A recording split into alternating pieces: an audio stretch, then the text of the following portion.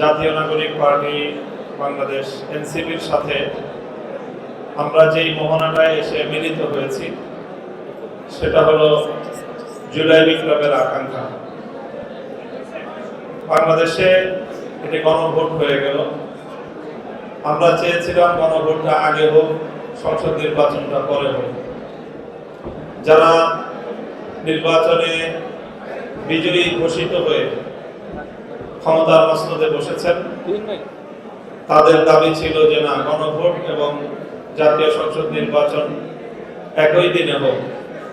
তখনই আমরা সন্দেহ করেছিলাম যে জুলাই সনদ নিয়ে এই ক্ষমতাসীন মহলের তাদের অসৎ কোনো উদ্দেশ্য থেকে থাকতে পারে। জুলাই বিপ্লবের সবচেয়ে বড় বেনিফিশিয়ারি হলো বিএনপি। ক্ষমতায় গিয়ে জুলাই সনদের ব্যাপারে, জুলাই সনদ বাস্তবায়নে তারা যে গড়িমসি করছে, আমি মনে করি এটা সুস্পষ্ট জুলাই বিপ্লবের সাথে গাদ্দারি এবং বিশ্বাসঘাতকতা। রক্তের সঙ্গে গাদ্দারি করলে তারা কোনোদিনও সফল কাম হতে পারবে না।